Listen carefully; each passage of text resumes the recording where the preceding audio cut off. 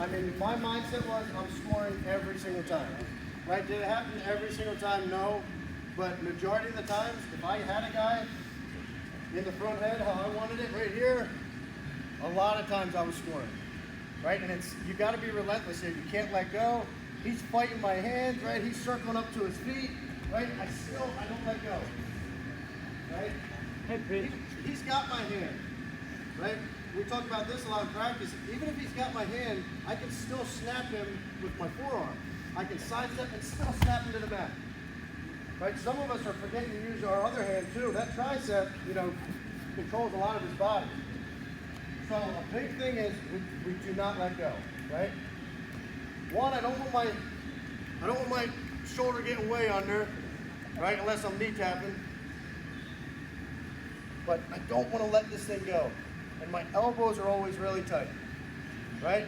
So another one that works really well for me, right? I'll do my jab step, and maybe this guy's really tough and he's circling really good. He's got my elbow here, right? That knee's down, that knee's up, right? It's a lot harder to get to it now. I do my jab step, and he scoots. I still can't get my angle. So this is when I'm going to pressure him, and I want him to come to his feet. Right? Normally you don't want a guy to come to his feet or front headlock. Right? I'm pressuring him, and I'm telling him to come to your feet right there. I'm really heavy. Now all I'm going to do, I call it a double knee drop. Right? So it's basically the opposite of a dresser dump. Right? So a dresser dump, I would go that way. This, I'm keeping my shoulder in good position. So again, I was on the mat, I did my jab step, I tried to get it, I couldn't get it. I start pressuring into him. Right now, I'm gonna turn my hips, I'm gonna go both knees to the mat, and keep his head under me, right here. His head's gonna stand in my chest, right like that. There's my ankle, I keep my head in the side, and my cradle. So, a lot of times this is, if I can't circle behind them, right, so maybe I jab step, I snap it down to the mat, I punch him with my shoulder, I couldn't get it, he's down, get down. Right, he's doing a good job. This is a good way to defend me right here. This knee down, that knee's up, he's got my elbow, and he's circling to his feet. If I just let him circle to his feet, he circles, I'm trying to get the angle. Coach, I can't get it, he's circling. So we end up here. Right, now watch what pressure does to that.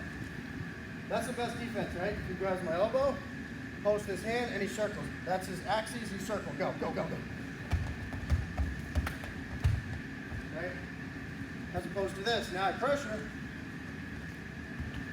Same exact thing. I'm circling. He comes up to his feet, he's circling out, and I pressure into him. Look. Now I'm making his feet really heavy. So I'm down on the mat. Partner. Left knee's down, right knee's up, you got my elbow. That's good defense. He's circling up to his feet. As he circles to his feet, I pressure into him. Where's my shoulder? Is it on his back? Up here, he's going to take me down. He's going to get to my leg. Right here, he's not getting to my leg. Right, I pressure into him. Now all I'm doing is double knees, right to the mat here, turn my hips. Right here. And I don't need to go like this, right? I'll probably rip my shoulder out. Right here, I keep this tight. I go both knees to the mat. Right, my left foot, you catch it. There's my cradle.